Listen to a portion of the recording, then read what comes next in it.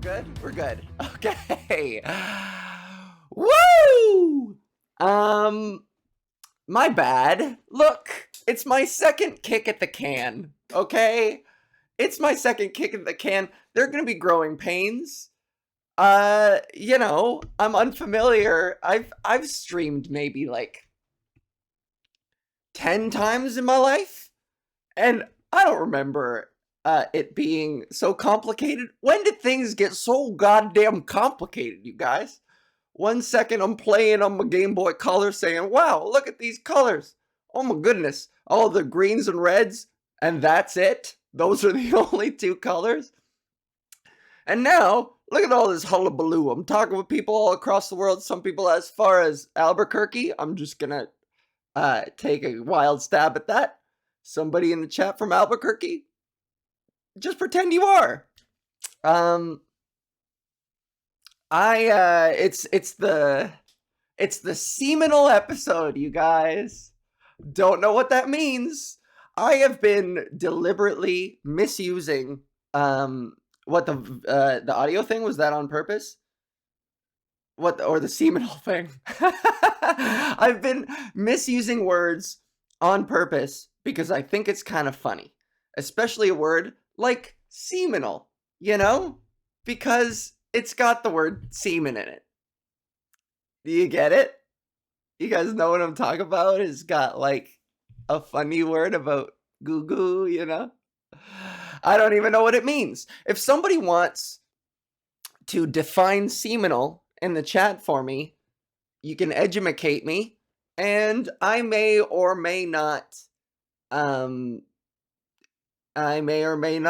internalize that. I may go on misusing seminal for the rest of my life because it's funny to me. And I like a good humor, And so do you, evidently, if you're here on a Monday. Look at us go. You could have been anywhere in the world, but you're here with me, just like the Jay-Z song goes. Except you're kind of not. You're probably sitting in your computer room. Is a computer room a thing anymore? No. What am I doing? Referencing Game Boy Colors and computer rooms. How old is my demographic? We've yet to figure that out. Growing pains, guys. Forgot to clean up back there. Growing pains. Forgot to water my fake plant. Growing pains. If I don't water that fake plant, it's gonna fake die. I think it's fake dying. And I don't want that because it's been providing fake oxygen this whole time. And I need to fake breathe that fake oxygen in order to live, as you all are aware. Oh, wait, seminal, there it is. A weekly event or publication happens or appears once a week or every week. Are you joking my ass? Are you joking my ass? That is the meaning? So I accidentally used it correctly? When I called this seminal, I did it correctly. That is wild. Isn't the word for that weekly? I guess, if it's just a synonym, cool. Unintentionally using it correctly. Wow. Hey guys, we just found out that Val's brain is smarter than she thinks it is. Okay? Val's brain is smarter than she thinked it was. Her brain knew all along what seminal was, and her conscious mind did not. But her subconscious did. And wow, you guys, you got to witness me learning that I'm smarter than I am. Who'd have fucking thought? How was your week? Sound off. You guys doing good? You hanging? You chilling? You not ingesting too much news? Don't ingest too much news. I mean, hi, Willow. What's up? Ingest as much news as you like, but if it's gonna start crushing your faith in humanity, that's a good time to step away. That's Val's advice to you. Manage your...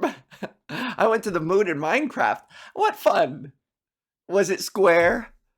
Is the moon a cube shape in Minecraft? Please tell me I'm right about this too. This is pure guesswork. And I think it would be on brand and pretty funny of Minecraft to make the moon a cube. So, was it cube? Oh, April Fools? You joked on my ass! No, it's cheese? That's not the, like, it's Minecraft, you know? Missed opportunity for a joke. It's cheese is, you know, it's classic, it's funny, but it's Minecraft. It should be a giant brick of cheese. A brick of cheese. Combine the two. Who is on the writing staff for Minecraft? I need to, somebody hook me up. I could write for Minecraft, whatever that means. No, you actually went to the moon though. Okay, so you're not joking my ass. You know, April Fools, I'm personally not that much a fan because I am very gullible. I know I proved that I'm smarter than I thinked earlier, but I'm also extremely gullible. I am easy to goof on, to fool, to joke, to jest upon, to misdirect. Because I'll tell you a real quick story. So check it out. This is the reason I realized. So this is why I'm so gullible, right? In grade 5-ish, my friend, I had a tight-knit group of 4 friends, 3 of us.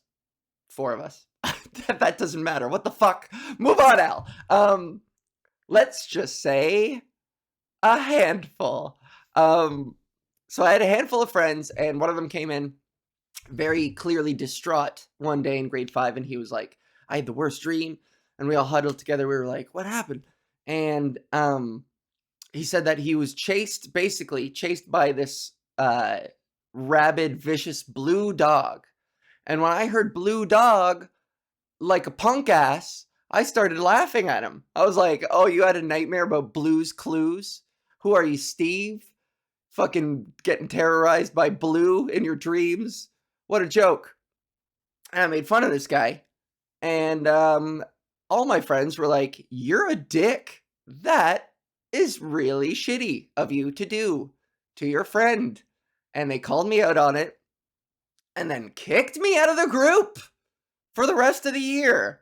It took the rest of that year, grade 5, sucked for me because I earned a spot in the penalty box. That's for the Canadians, hockey reference. Let's get a counter going up here. No one in particular. I'm just kind of bossing around people who don't exist. Hey, producers, put a little counter up here of my Canadianisms, starting with penalty box and hockey. So they put me in the penalty box for a year because I responded really mean, in a really mean way about my friend's bad dream. And I remember they bullied me pretty hard for that year. And I'm not saying I didn't deserve it, but it was excessive. And so now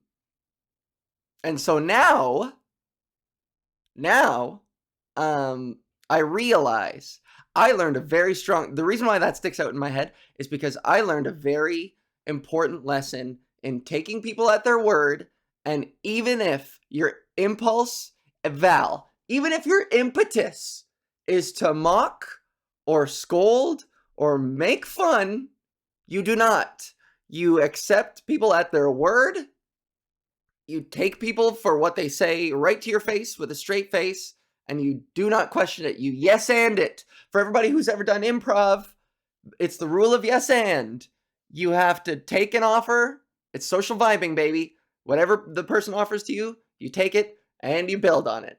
I learned a valuable yes and Second City improv lesson in grade 5, and I didn't even know it. I wasn't as smart as I think back then, of course. So now, yeah, as an adult, whenever somebody comes up to me, the amount of times I've fallen for the really stupid classic, like, oh man, I'm so bummed. My parents both got crushed by a catapult and died. To that point, I'll be like, oh my God, I'm so sorry. What can I do to help? I feel terrible. Your poor parents, your poor family. And then they'll be like, haha, you fucking idiot. My parents aren't dead. No one's owned a catapult since 1405. you know? And then I look like the idiot, and then they laugh at me when it's like I was just trying to vibe. I was just trying to be nice, you know? So now it's kind of gone the other way where I'm gullible as hell. Gullible as hell. And I'm currently working on a writing project with a friend of mine who, like, there's some friends who will fuck with you a whole lot more than others, and this guy just loves fucking with me at every opportunity. But jokes on him. Because he has his balcony is covered in pigeon shit. Hands up, anybody in the chat if your balcony is covered in pigeon shit. Hey Kyle, what's up? Kyle's a sweetheart. Yeah, if your balcony is covered in pigeon shit, make some noise in the chat. Sticky, smelly, white bird crap. He was feeding pigeons. He left food out. I was like, dude, why does your place smell? And he's like, well, I have the window open and I've been feeding pigeons because I was worried that, you know, they weren't getting enough to eat. I was like, it's Toronto. You see these things. They're barely able to fly. They all look like fucking Angry Birds out there. Tiny little wings, giant, frumpy, dodgeball-sized, circular, spherical bodies. Just ineffectively just flapping their wings indiscriminately, barely able to get off the ground. The pigeons are going to be fine. Friend of mine, stop feeding them, because all you're doing is loading up their shit cannons and they're dumping all over your balcony and it's wafting into this. I can't write, I can't focus, I can't think of a goddamn joke when all I'm getting is pigeon shit, you know? There's the fattest pigeons in the city are hanging out on his balcony because he just won't stop feeding them. God bless his heart. Bless his heart. What an old granny thing of me to say. Bless his heart. He likes to feed the pigeons. And why shouldn't he, love? Pigeons need love too. No, I disagree. Pigeons can suck it. I'm anti-pigeon. You heard it here. Uh-oh. Shit's getting live. I'm getting divisive. Episode 2 of Val Unleashed, and we're already dividing the room. If you like pigeons, fucking get out of here. No, stick around. It's fine. I'm honestly mostly impartial to them. Except they have repaid my friend's kindness by covering his balcony in bird shit. So, you know, pretty poor etiquette, if you ask me. I dare you to try it. Hey, next time you go to a friend's house and they cook you a meal, drop trow and take a giant brown in the middle of their living room. Just go. Once you're finished, go, and dab your face with a napkin and put the napkin on the table and go, that was wonderful. And you know how wonderful it was? And then walk over into the living room and, you know, de-trow and, and take a large shit on their carpet. See how they like that. That's what I'm talking to you, pigeons. I'm talking to you, pigeons. And I just realized I worked with a drag queen once whose shtick was calling her audience, her like followers, her fans, her pigeons. Hello, pigeons. And kind of hits different, you know? Slaps a little different. Encouraging you pigeons to shit on people's living room floors. Who's drinking tonight? It's Sober Monday. Trust me, this is just Coca-Cola. That's a strong Coca-Cola. What's going on in the chat? Sticky, smelly, white bird crap. Oh yeah, that's a fun song. Oh yes, the crows. Huge number of them in BC. My little sister has a fucking tattoo of a crow on her chest. She got obsessed with them when she moved out there. So be careful when you move to BC. They might uh they might convert you into loving crows. Sorry, I got really distracted there. I got really distracted there because I realized just now I forgot to wish my little sister a happy birthday last week. Oh! Oh no. Am I a terrible sibling? To be fair, we don't really talk that much. I know that's still pretty bad. I could have just said something. Shit. Yeah, but, I won't make any excuses, nor will I get too personal, but, for all intents and purposes, yeah, um, terrible, terrible of me. I even have reminders in my phone. This is the thing. Call her right now and tell her happy birthday right now on the show. No way, because she's gonna screen the call. I know for sure she's not gonna pick up. We haven't really spoken in a while. I won't get into it, but yeah, it would be funny. I mean, I could call my brother at some point in this show. That's a funny idea. Put him on speaker. But yeah, I don't think I'm gonna call her. I'll send her some kind of an apology text or fuck. There's no playing it off, right? I can't play it off. I can't be like, you know what though? It's my attention.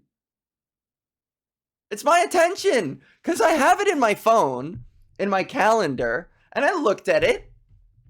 You know, I'm looking at it right now. I saw it. I just didn't. I think before I acted on it, my mind went elsewhere. It saw a dog in the park and was like, oh boy. I'm not about to blame it on the ADHD. No, I will cop to it. I will take full responsibility. This is my shit idiot butthole face fault. But we're rocking, we're rolling. Speaking of, I played in a concert last night. You wouldn't believe it. Based on the shambolicness of my room and that fake plant. Hey, look, it's a trophy I won when I was 16 years old, right there. Yeah. If anyone is so inclined in the chat, a friend of mine, a comedian friend of mine, put out a comedy music album called Interdimensional. So Val, what you're saying is you are a crow with your being distracted by shiny. Yeah, I am. And let me tell you, I want to engage with the chat, and you guys have to give me credit for this. I want to engage with the chat so much, but distractible me is also very likely to get carried away, lose her point. So example right there, literally as I'm talking. What was I even fucking saying? Oh, I did a cool show last night. Dan mentioned, that's it. Okay. So if you want to check it out, go to Spotify or wherever music, just, put your ear against the ground and follow your heart to Interdimensional. It's an album that I played guitar on. I wrote the song Malta by Dan Gallia, Dangalea, and I played guitar on it, and there's just a lot of noodling. It sounds really fucking edgy and cool, and so last night we did a live show. It was the album release, and we did the live show. We rehearsed with this band, and the drummer and the bassist are both professionals. Like, I'm a hobbyist. I'm a comedian first, and then everything else second. But what a fucking treat it was to play alongside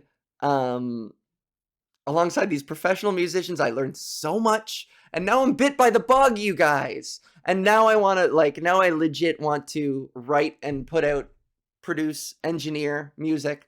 This is the thing.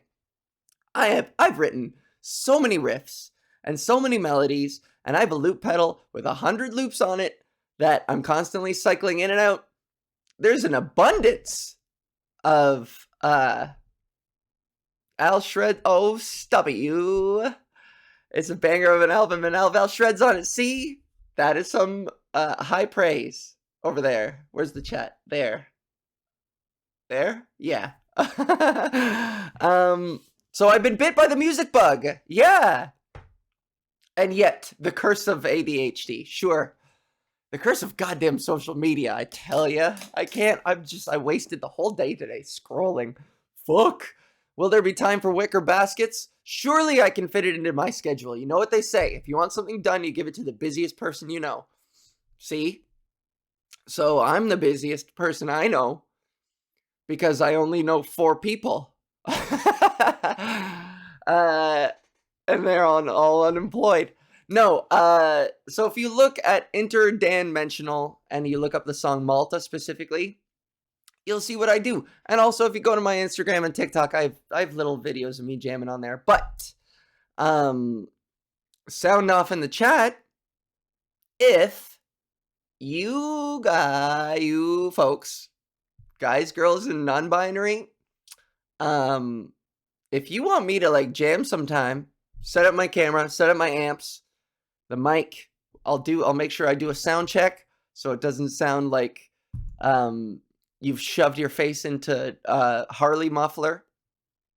Yeah, I could jam. We could add it in as a segment, you know, 1 song a week, 10 minutes a week, whatever. I jam. Because it's fun. I love it.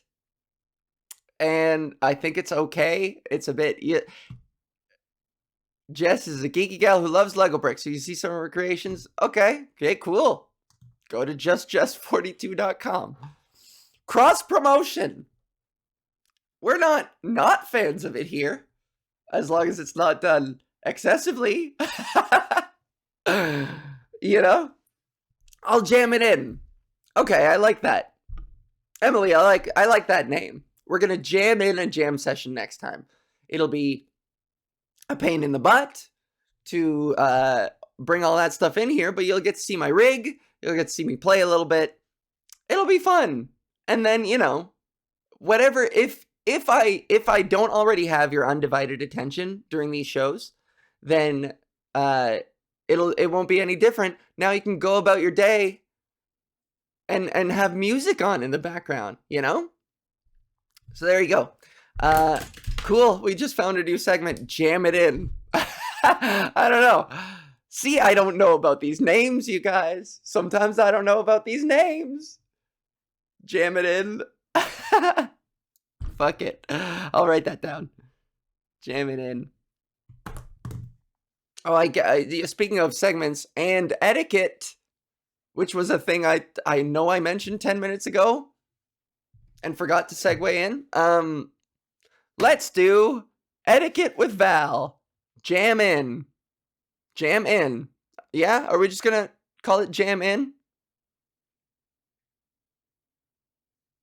Yeah? Jam in. I'm going to take out the it. It's a bit too innuendo.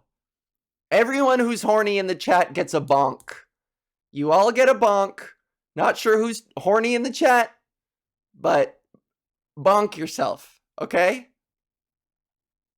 We're not gonna do it, jam it in. It's just jam it with Val. Innuendo. No, don't. Don't. Give yourself a bonk for that. Okay, so speaking of etiquette, I was wondering, jam it, damn it, God jam it. God jam it. Too biblical. Jam it. I think I just like jam it. Keep it simple, you know? Why do we have to make things so... Ooh, twizzling my mustache? I can't go about naming segments just to get my rocks off, you know, and be like, look at how smart I am, you know? Don't need it.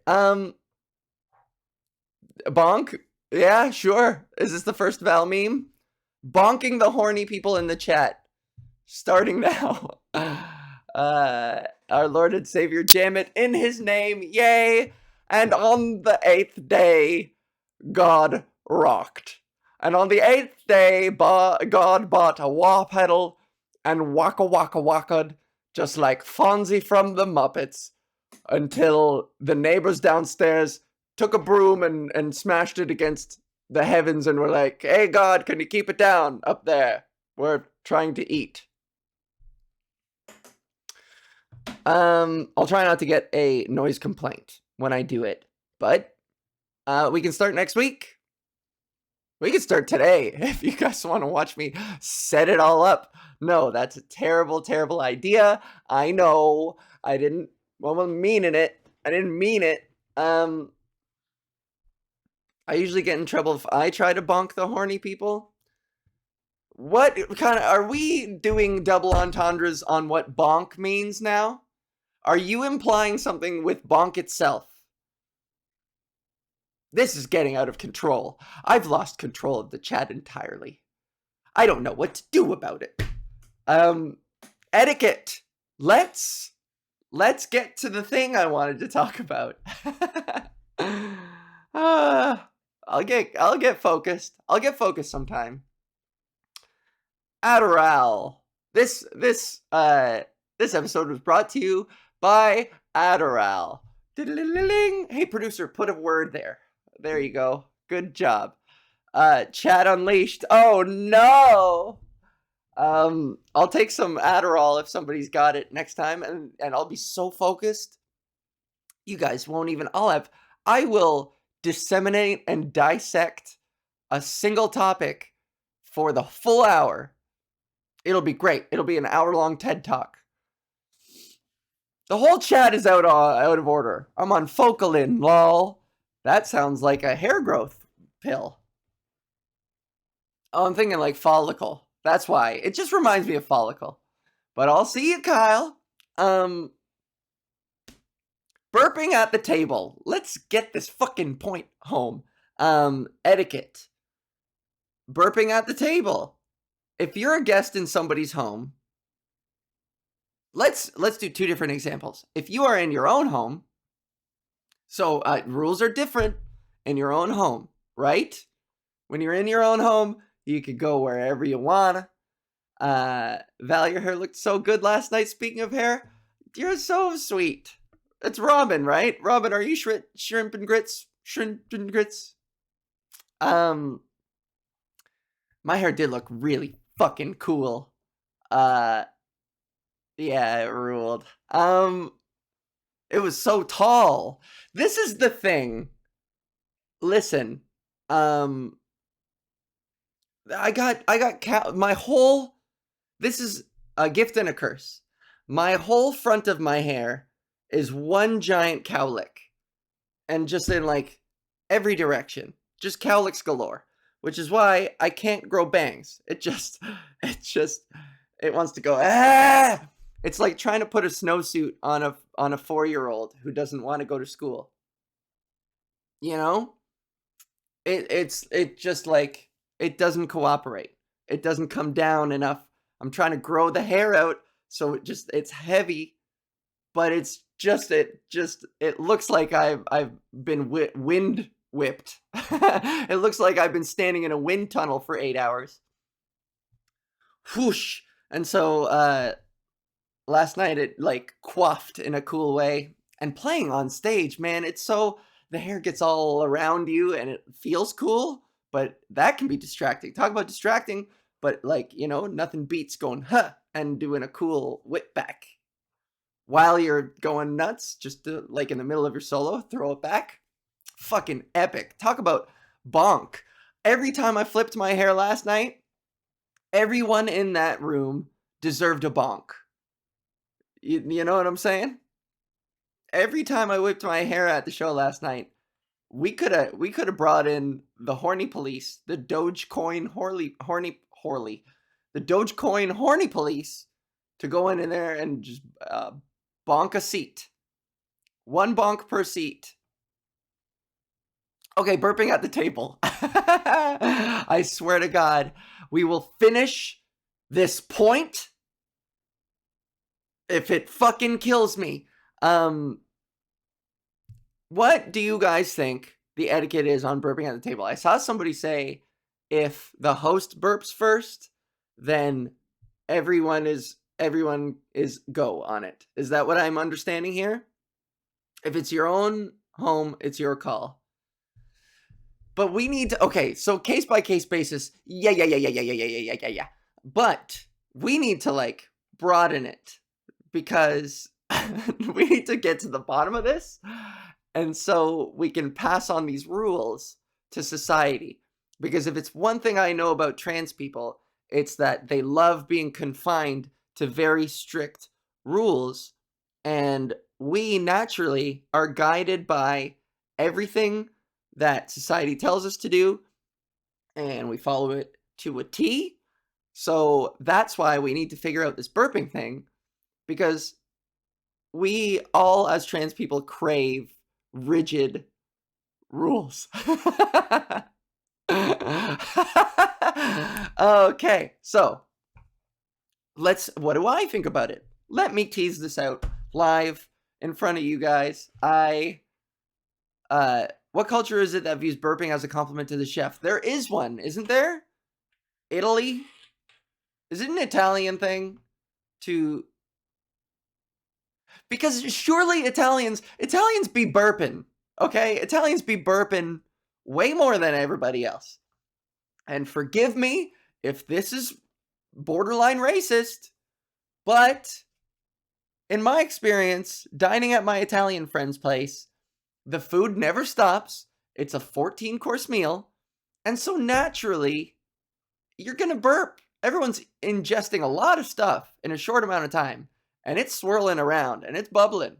So, but I don't remember what the burp etiquette was. I don't think anybody burped, which is odd. A real challenge of physical prowess to eat an Italian meal and not burp once. You know, especially if they're serving drinks. Let me tell you. Burp them if you got them. I like that. That's fun. I've never heard of it. Slurping for sure is rude, but not burping? Is that what we're saying? Slurping is good. You can slurp a soup, right? Slurping soup is okay. Yeah. Don't rich people slurp soup? This totally reminds me. Once again, deviating from the topic, but trust me, there's a reason for this. There was, in Egypt, burping loudly after a meal is considered good dining etiquette. And okay, so that's an Egyptian thing. That's cool. So what if you don't burp? Slurping is good to do in Japan. So what if in Egypt, you burp? Is it also the size of the burp indicates how much you appreciated the meal? So, you know, if somebody charges up and you see them flex and like veins pump into their neck like Vegeta powering up and they go, you know, if it's just a little, is it like, hey, fuck you, I worked really hard on that meal, dude. And that's the best you could come up with? You know, the size of the burp, I don't think you'd be looked down upon for not burping. Yeah, sure. I agree. If a few solids come out with the burp, it's no longer considered polite. Yeah. I mean, okay, so we're narrowing it down. So there's got to be a window. You can't Shrek burp in somebody's face and have flecks of garlic bread hit them across the table. You can't have that. As long as there's no collateral damage, I believe. This is what we're getting at. As long as there's no collateral damage. Sorry for getting up mid-sentence. Just had to get my son out. Hey, that's A-okay. I don't have a window into what you folks are doing over there. I didn't know you got up. Get up, walk around, do helicopters on your bed. Fuck it. Give yourself a bonk if you're doing something like that, but you know, you're free to do as you please during Val Unleashed, okay? I'm not about to tell you all to sit down and give me your undivided attention. I can barely give me my undivided attention. In case you haven't noticed, over the past 40 goddamn minutes, I haven't been able to stay on track for more than 3 at a time. Did that once, burped in someone's face. See, in my family, I have 3 sisters and 1 brother, and the biggest burper is the one most obsessed with upper middle class etiquette and etiquette rules. She is the one who, growing up, had the loudest, dankiest Shrek burps. I'm just gonna call them Shrek burps, because Shrek burps in the movie, right? God, I should know this.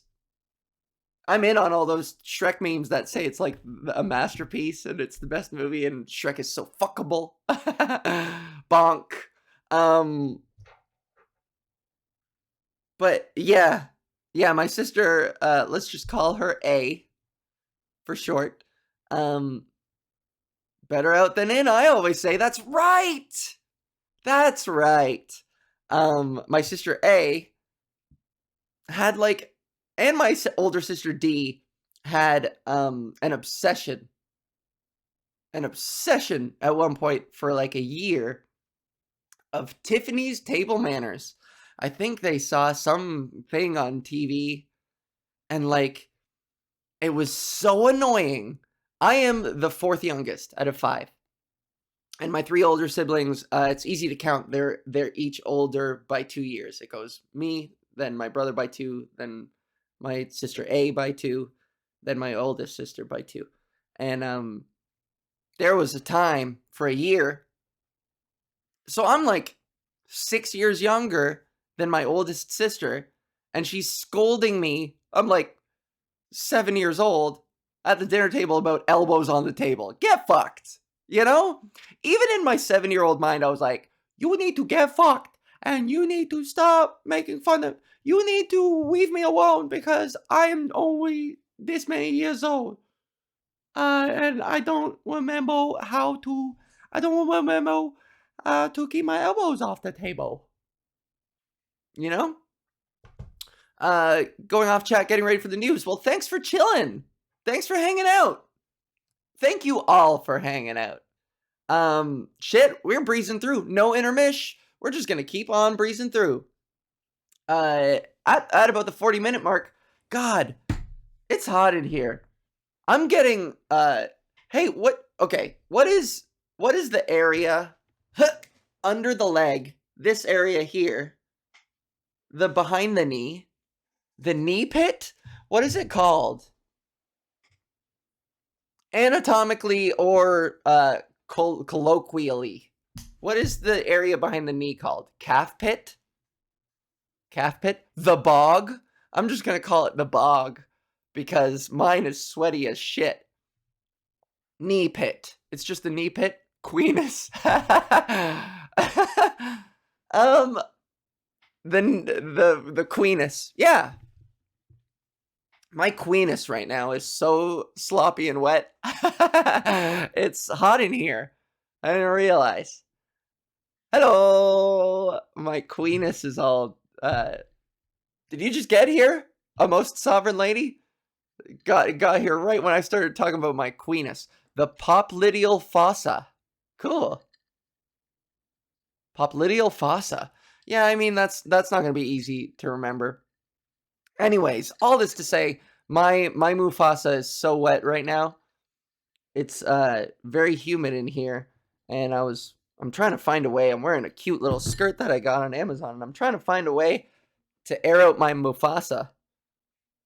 But my Mufasas are wet. Anyways, my fossa, bro. Oh no, my fossa's all wet. Have you guys seen Creed 3? Michael B. Jordan makes my fossa so wet. Let's make it a thing. My fossa. Let's make it a thing. I should get a bonk for that Michael B. Jordan reference. Um. Oh, geez, that that person is so sexy. My fossa is soaking wet. My fossa. Oh boy. I'm not gonna stop. I'm keeping that one. Thanks. Whoa, it was a popliteal. Popliteal. I'm not gonna remember that. This is the thing. I grew up. My dad is a surgeon, and one of my sisters is a doctor, and my brother graduated as an ND with like a medical background in there. He doesn't read tea leaves, but he's still an an ND. Nothing wrong. Not that there's anything wrong with that. All I'm saying is, oh, and my brother-in-law is also a urologist. So I'm like, I come from medical stock, I'll say. I'll come from like healthcare, surrounded by it. And that's why I always thought it was funny. My friends, look, I'm a comedian. I have no medical background. Of course not. I went to school for psych, and it took me 3 years to finish no, it took me 5 years to finish a 3-year major. So you could tell I dilly-dallied. I fucked around. I fucked the dog, as they say. I took my goddamn time. So I'm by no means an expert. But even growing up, my friends would come to me with medical questions all the time, and I would bullshit them. I don't know what gave me confidence. Like, legit, I wouldn't mess with them. I legit in my mind thought that I was, just by virtue of osmosis, just by some kind of osmosisian process of just hanging out around doctors, that I basically absorbed how to be a doctor. I was as good as an amateur doctor. And so, like, on the playground at recess, a kid would like show me a rash on their wrist and be like, "Hey, do you know what this is?" And I'll be like, "Yeah, that's an allergy. That's an allergy, and you should probably go get that looked at." Most of the time, my advice would be to go get it looked at, which isn't terrible advice. And most of the time it was appreciated. They would always be like, "Oh, thanks, Al. That's really helpful. You're such a medical expert for our age." And I'll be like, "Oh, thank you. Do you want to go play tag? Do you want to go play hide and seek? Do you want to go strip the bark off that tree over there?" So I just always thought it was funny that, like, in my mind, I thought that that I had some kind of medical expertise just by extension. I don't know, through birth, maybe even. Uh, and one of my comedian friends always jokes about this. Oh fuck, I'm paraphrasing, but basically, we were laughing that, like, my expertise is based on me perhaps maybe once overhearing a conversation between the medical experts in my family. It's fun hanging out around the dinner table because all of them are in the same field, and so they love talking about work with each other. God knows why, but they love talking about. My dad will be like, "Yeah, I operated on a profusive hematoma, anatomic. It was an anterior charismatic prognosis, and I had to go into the vascular protracted proteal nerve." And everyone at the table is going, "Mm-hmm, yeah," and I'm going, "Mm-hmm, yep," even though I don't know what the fuck they're saying. And so between the three doctors, they're talking about, this crazy cool shit, and I'm just pretending that I'm along for the ride. I'm like, "Oh yeah," I'll ask questions. I'll raise my hand at the table because that's how we do it in my family. Raise my hand and go, "Hey, did you go through the proterial smegmatis?" And my dad would be like, "Yes, the No, my dad would be like, "What? First of all, why are you raising your hand at the table? And secondly, what the fuck? What's the That's not a thing." Yes, did you make sure that you clamp down on a clasmus on the posterior crasmatus? And of course, if you used your scalpel to make an incision in the vernacular bomboclatus, then of course there would be an excess of hemoglobins. So, you know, my dad would just stare at me like, "Are you serious? What are you talking about?" Ugh, my proterial smegmatis was in knots the other night after this one. Burp at the dinner table. um, it's, you know what though? Coming away from this episode, I'm pretty pumped. I have new information. I'm gonna go up to my dad and I'm gonna be like, "Hey dad, is your Mufasa sweating? Is your prosmosis masa? Is your prosmosis fossa sweating?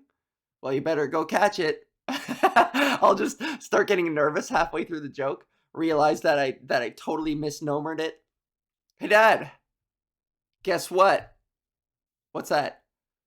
"So my proclear fossa was pretty wet the other day." "Huh? Huh?" And you'd be like, "What? Ew. What is that? That's not a thing."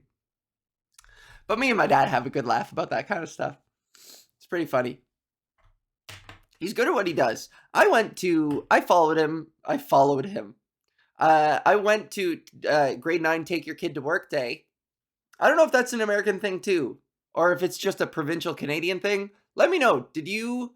I'm sure for everyone, it feels like a North American thing to do uh, a take your kid to work day experience. It is. Okay. So ours was in grade 9. I feel like that's probably about the same, I would imagine. And my dad is a surgeon. And so for my take your kid to work day thing, they had the day, all the doctors' kids, they had a program for us. Yeah, sound off in the chat if you have kids, if you've taken them to work, or if you have a fun particular memory. I can riff on that shit. We got 10 minutes to go, so like hit me with your stories and I'll play with them. But in the meantime, I'll tell you mine real quick. So the hospital had this program in which it was just made for the grade 9 so that they wouldn't interfere. I mean, with good reason. They didn't want kids walking around licking all the tongue depressors, you know, fucking with the tools, cutting themselves with a scalpel by accident, kicking over a fucking anesthesia tank, a tank full of knockout juice. What does this do?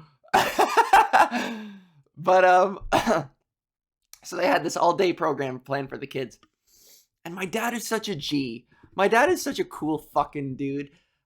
He like halfway through the day, it was really boring. It sucked. You know, it felt lazy. It felt like all they were doing was just sort of keeping us distracted for the day, so we didn't fuck anything up. And halfway through the day, my dad showed up. He found me and was like, "Speaking of Shrek," he went, "Yeah, you're coming with me."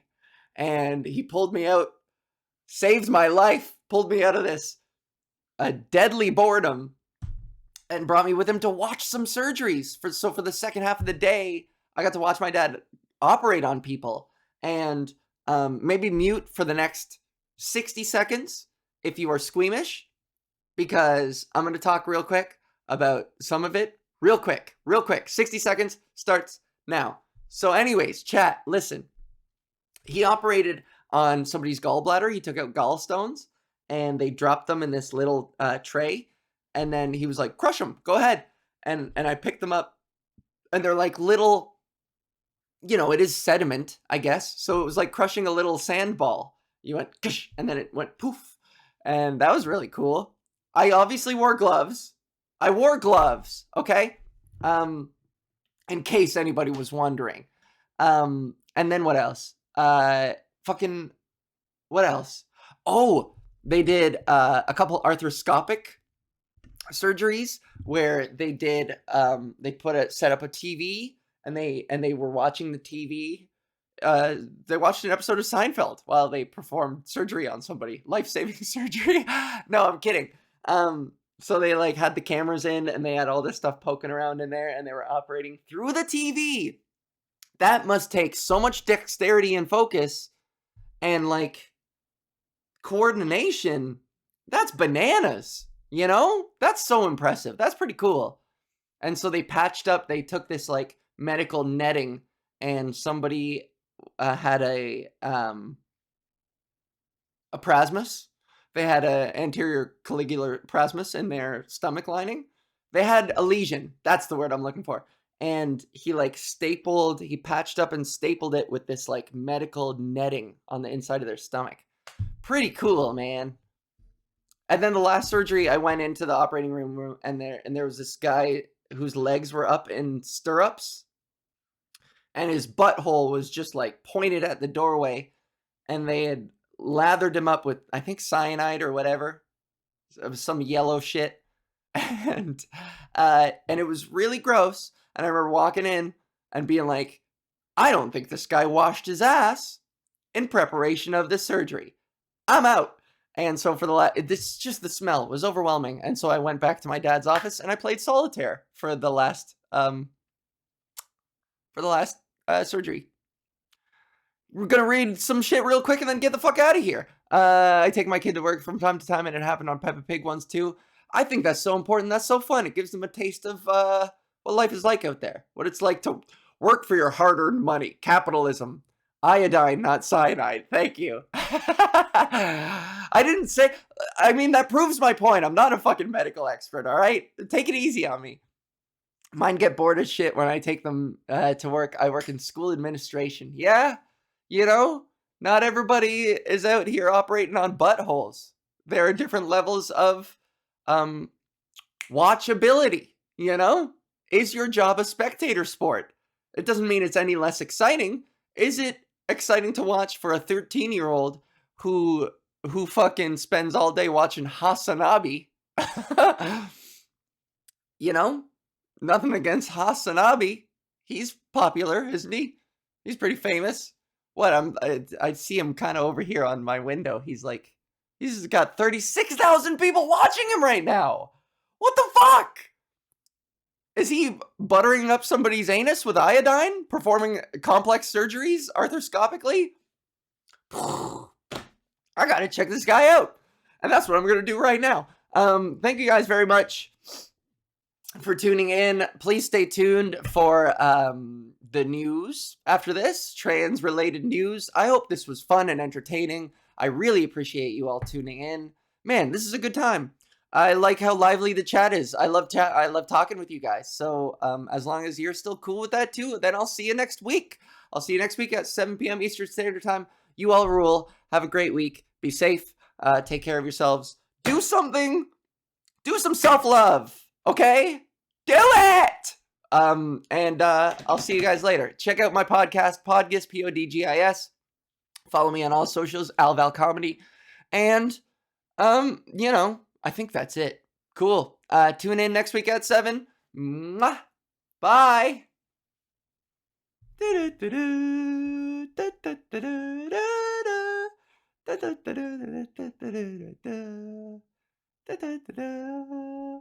Where's the fucking thing? There it is.